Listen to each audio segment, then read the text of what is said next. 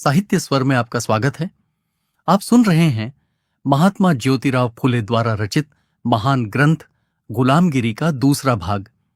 यह भाग अध्याय 7 से आरंभ होता है, जहां से फुले भारतीय समाज की उस जड़ता पर तीखा प्रहार करते हैं जिसे ब्राह्मणवादी व्यवस्था ने सदियों से पोषित किया है।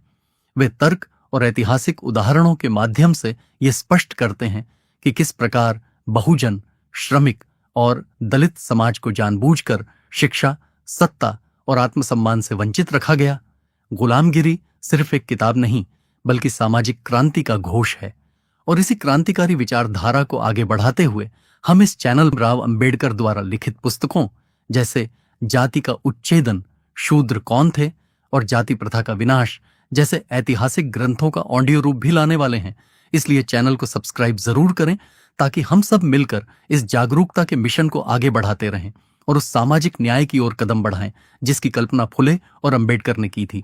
अब प्रस्तुत है गुलामगिरी, भाग 2 का आरंभिक अध्याय 7। ब्रह्मा, ताड़पत्र पर लिखने की शुरुआत, जादू मंत्र, संस्कृत का मूल, अटक नदी के पार जाने पर पाबंदी, घोड़े आदि जानवरों को पहले ब्राह्मण खाते थे, भट्ट, राक्षस, यज्ञ, बाणासुर की मृत्यु, अछूत, धागे के निशान, बीज मंत्र, महार, शूद्र, कुलकर्णी, कुलंबी कुंडबी, शूद्रों के देश में सोवले, मांगलिक, धर्मशास्त्र, मनु, भट्ट आचार्य शिक्षा, अति भयंकर परिणाम, प्रजापति की मृत्यु, ब्राह्मण आदि के बारे में। रावह वामन मरने के बाद उपाध्यायों का मुखिया कौन बना? ज्योतिबा इस घटना के बाद उनको अपना मुखिया चुनने का समय ही नहीं मिला, इसलिए उन्होंने केवल ब्रह्मा नाम का एक क्लर्क टाइप बंदा रख लिया।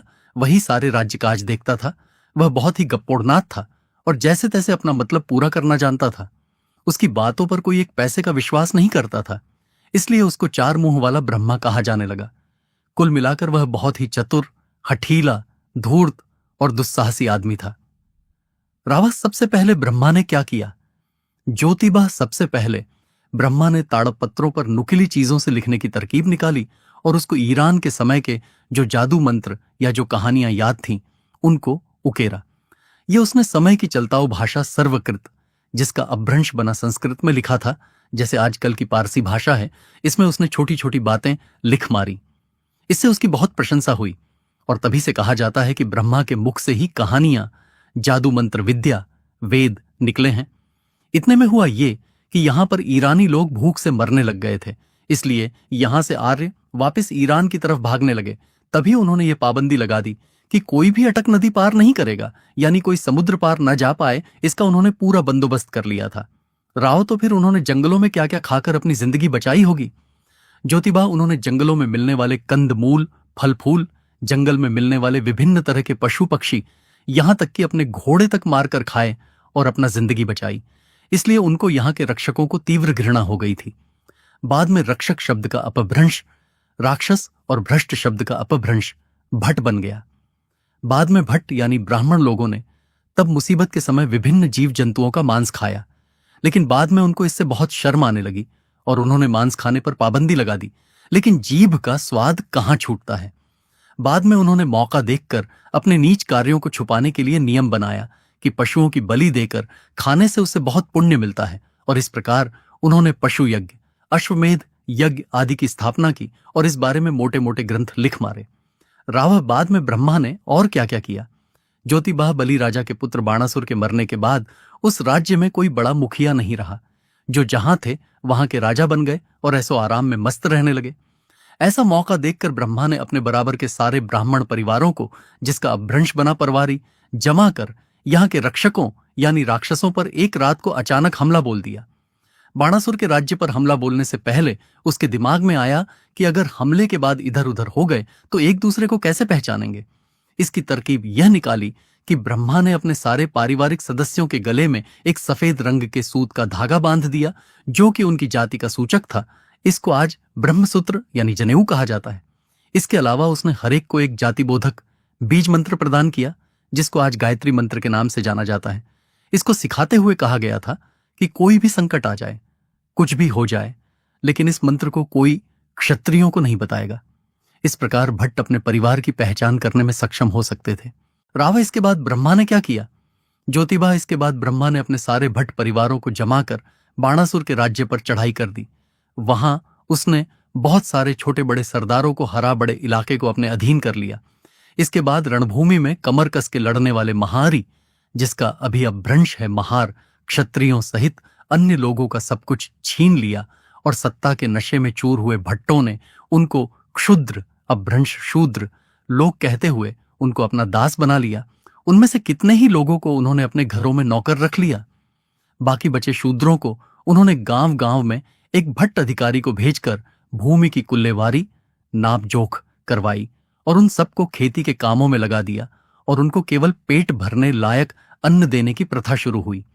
इसलिए उस अधिकारी का गांव में नाम कुलेकारणी पड़ा। आज इसी को कुलकर्णी कहते हैं। वहीं इस जमीन पर काम करने वाले शूद्रों को कुलवाड़ी कहा गया, जिसको आज कुलंबी या कुंडी कहा जाता है। खेतों में काम करने वाली कुंडी महिलाओं को कभी कभी भट्टों के घर सेवा करने के लिए भी जाना पड़ता था। इसलिए कुंडी और दासी, इन दोनों शब्दों के अंदर तिलमात्र का भी भेद नहीं दिखाई देता। उक्त बातों को आधार बनाकर अगर लिखा जाए तो यह ग्रंथ बहुत बड़ा बन जाएगा। बाद में सत्ता के नशे में भट्ट लगातार इतने अंधे होते गए कि शूद्रों को बेहद नीच मानने लगे। लेकिन आज भट्ट चाहे झाड़ू लगाने वाले मांग महारों की तरह बिल्कुल अनपढ़ क्यों न हो, जब भूखे मरने लगे हैं तो वह न चाहते हुए भी नीच कर्म करने लगे हैं। अब उनके लिए पाप पुण्य विधि विधान कोई माने नहीं लगते। वह अज्ञानी शूद्रों को फंसाने का एक भी मौका नहीं छोड़ते।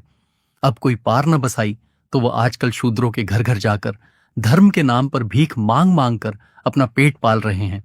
लेकिन वह शूद्रों के यहां कोई नौकरी नहीं करेंगे, उनके खेत में काम करने और उनके पशु चराने के लिए तैयार नहीं होंगे, उनकी गौशालों से गोबर उठने के लिए तैयार नहीं होंगे, हल कुदाल चलाने, बैलगाड़ी हाँकने, खोदने, खुरपी उठाने, पानी देने, खेत से चारा काट कर सिर पर ढोकर लाने के लिए तैयार नहीं होंगे, रात भर हाथ में लठ लेकर खेत की रखवाली के लिए तैयार नहीं होंगे। खेत से फसल या सब्जियों की गठरियां घर ढोने में उनकी बेइज्जती हो जाएगी। शूद्रों के घरों में नौकरी करने, उनके घोड़ों को साफ सुथरा रखने, उनके लिए दाना डालने, उनके जूते चप्पलों को संभालने, उनके घरों की साफ सफाई करने, उनके घरों की लालटेन को साफ कर जलाने में उनकी इज्जत चली जाती है। इसी तरह भट्टों की घरवाली भी अगर शूद्रों की महिलाओं को नहलाएंगी, धुलाएंगी, उनके कपड़े धोएंगी, उनकी चौटियां बनाएंगी तो उनकी इज्जत ही चली जाएगी। वहीं जब अगर महार योद्धाओं ने अपने शूद्र भाइयों को भट्टों की गुलामी से मुक्त करवाने की कोशिश की तो उन्होंने उन पर हमले किए। सारे के सारे भट्ट शूद्रों से इतना द्वेष करने लगे कि वह शूद्रों का हुआ अन्न तक खाने के लिए तैयार नहीं हुए और आज तक भट्ट इसका पालन करते आ रहे हैं और शूद्रों का हुआ पानी तक नहीं पीते। इस प्रकार शूद्रों द्वारा छुई किसी भी चीज को अछूत मानने की प्रथा चल पड़ी। इसके बाद तो कितने ही शूद्रद्रोही भट्ट लेखकों ने सारी लाज शर्म छोड़कर छुआछूत को इतना बढ़ा चढ़ा कर लिखा कि अगर कोई भट्ट किसी शूद्र को छू लो तो वह पूरी तरह से अपवित्र हो जाएगा। और धर्मशास्त्रों जैसी अनेक ऐसी नापाक किताबें लिख डाली कि कहीं शूद्र अपने प्राचीन गौरवशाली इतिहास को जान लेंगे तो उनको नोच नोच कर मारने में कोई कसर नहीं छोड़ेंगे। यही कारण था कि भट्टों ने शूद्रों के बच्चों के शिक्षा दीक्षा ग्रहण करने पर पूरी पाबंदी लगा दी थी। इतना ही नहीं, उन्होंने इस बात का पूरा प्रबंध किया कि अगर कोई ब्राह्मण भी धार्मिक ग्रंथ पढ़ता है तो शूद्रों के कानों तक सुनाई नहीं देना चाहिए। इस बारे में मनुष्य संहिता में दुनिया भर के उदाहरण भरे पड़े हैं। इसलिए आज भी भट्ट ब्राह्मण इन अपवित्र किताबों को शूद्रों के सामने पढ़ते नहीं हैं। अब जब ईसाई अंग्रेज सरकार का दबदबा बढ़ा है तब जाकर विद्या सबके लिए शुरू हुई और अब भट्ट आचार्य ये कहने की हिम्मत नहीं कर पा रहे हैं कि वह शूद्रों को पढ़ना लिखना नहीं सिखाएंगे। लेकिन फिर भी वह अपने पुरखों के लुच्चपने और हरामखोरी को सबके सामने समझाएंगे, ऐसा भ्रम नहीं पालना चाहिए। वह शूद्रों के बच्चों को केवल काम चलाऊ व्यवहारिक ज्ञान देते हैं और कई तरह से देश पर गर्व करने के झूठा दर्शन उनके अंदर भरकर पक्के अंग्रेज राजभक्त बना रहे हैं। इतना ही नहीं, वह शिवाजी जैसे धर्म भोले अज्ञानी शूद्र राजा के बारे में यह बता रहे हैं कि उसने मुसलानों से अपना राज्य मुक्त करवाकर कैसे ब्राह्मणों के गायदान की थी। ऐसी ऐसी बहुत सारे बातें सिखाकर वह उनको खोखले धार्मिक मूर्ख व्यक्ति बनाकर छोड़ेंगे। इसलिए शूद्रों के अंदर ऐसे विद्वान पैदा नहीं हो रहे हैं जो इस तरह के सारे खतरे उठाने के लिए तैयार हों। भट्टों ने शूद्रों पर इतनी सफाई के साथ जुल्म अत्याचार किए हैं, अगर उन सबको लिखा जाए तो अंग्रेज कलकत्ता के नील किसानों पर जो जुल्म अत्याचार कर रहे हैं वह इसकी तुलना में सागर में बूंद समान है। लेकिन जिस तरह से सत्ता में हर जगह भट्टों का हाथ घुस गया है, उससे वह केवल गरीब व अज्ञानी शूद्रों जनता का ही नहीं, वह खुद अंग्रेज सरकार का भी अनिवार्य रूप से बहुत नुकसान करेंगे। इस बारे में हमारी सियाणी सरकार को भी जानकारी है, लेकिन वह तो जागते भी सोई हुई है और भट्टों के कंधे थपथपा रही है और उन्हीं की नीतियों पर चल रही है।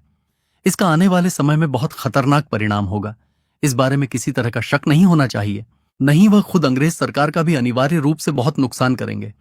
इस बारे में हमारी सियाणी सरकार को भी जानकारी है, लेकिन वह तो जागते भी सोई हुई है और भट्टों के कंधे थपथपा रही है और उन्हीं की नीतियों पर चल रही है। इसका आने वाले समय में बहुत खतरनाक परिणाम होगा, इस बारे में किसी तरह का शक नहीं होना चाहिए। संक्षेप में, जब ब्रह्मा ने यहाँ के स्थानीय मूल निवासियों को अपना दास बना लिया, तो वह गर्व से इतना फूल गया था कि उसने महारों का नाम प्रजापति रख दिया था। वहां ब्रह्मा के मरने के बाद आर्य लोगों का मूल नाम भट्ट यानी ब्राह्मण पड़ गया और उनका मूल नाम विलुप्त हो गया था। अध्याय 8, परशुराम, मां की हत्या, 21 हमले, दैत्य, रावण की आश्रय में खंडेराव, 9 खंडों की जड़ाई, 7 देवियां, महारों को गले में काला धागा, अतिशूद्र, अछूत, मतांग, चंडाल, महारों रौंदना, ब्राह्मणों का गंधर्व, विवाह के लिए निषेध, क्षत्रिय बच्चों की हत्या, प्रभु, रामोशी, जिनगर आदि लोग, परशुराम की हार और उसका जान देना,